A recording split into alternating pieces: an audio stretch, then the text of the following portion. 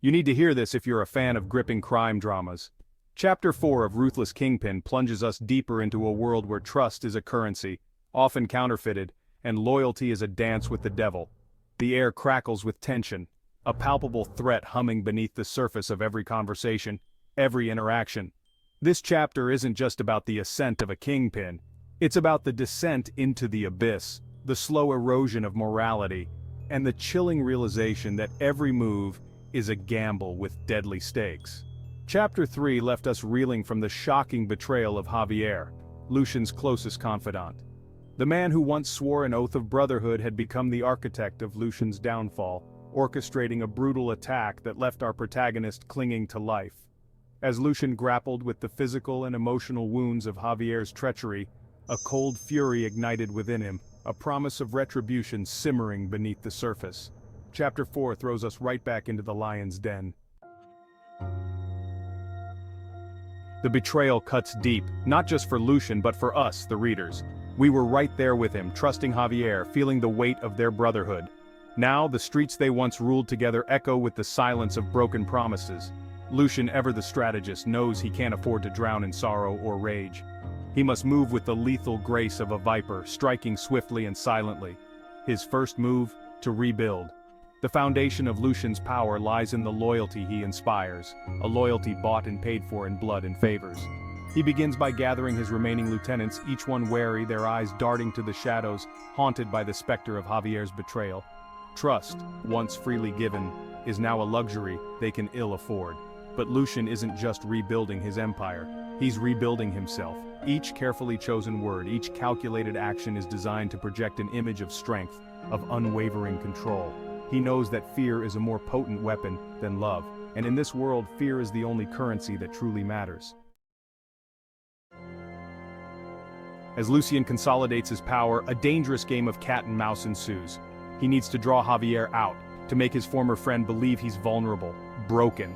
It's a dangerous gambit, one that requires Lucian to become the very thing he despises, a master manipulator, a puppeteer of deceit.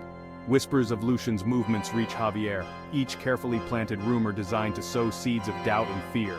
Javier, blinded by his own ambition and paranoia, begins to make mistakes, his once sharp instincts dulled by the intoxicating allure of power. The hunter is becoming the hunted. And then there's Anya, the enigmatic club owner, a woman who moves through the shadows with the grace of a phantom, becomes a pivotal player in this deadly game. Her allegiances are unclear, her motives shrouded in mystery. Is she a pawn in Lucian's intricate scheme, or is she playing her own game, one that could upset the delicate balance of power? Chapter 4 isn't all about strategy and power plays. It delves into the raw, emotional underbelly of this world.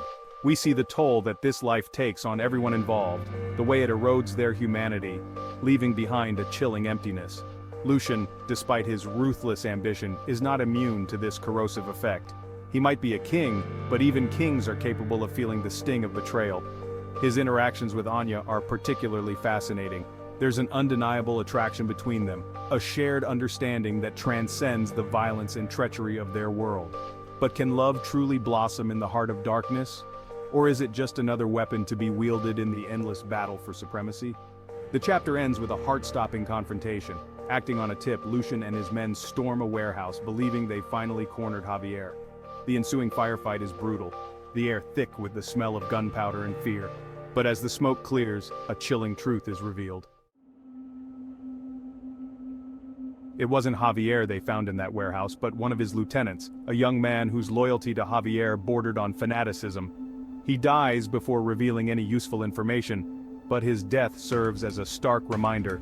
Javier is not working alone. Someone or something is pulling the strings from the shadows, manipulating events to their own sinister ends.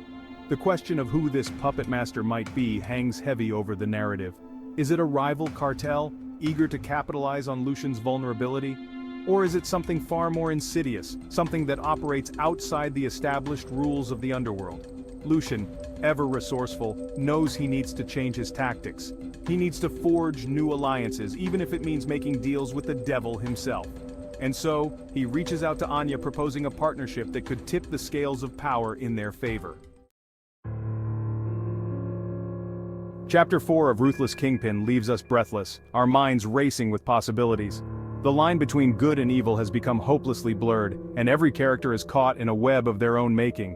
As the chapter draws to a close, we're left with more questions than answers. Will Anya accept Lucian's offer? What secrets does she hold? And who is the mysterious figure lurking in the shadows, orchestrating this deadly game of chess? One thing is certain, the path to the top is paved with blood and betrayal, and the only way to survive is to become even more ruthless than your enemies. Stay tuned for the continuation of this thrilling saga in Chapter 5 of Ruthless Kingpin. The shadows are deepening and the stakes have never been higher. Thank you for joining us on this journey. Tune in next time for the next chapter of Ruthless Kingpin.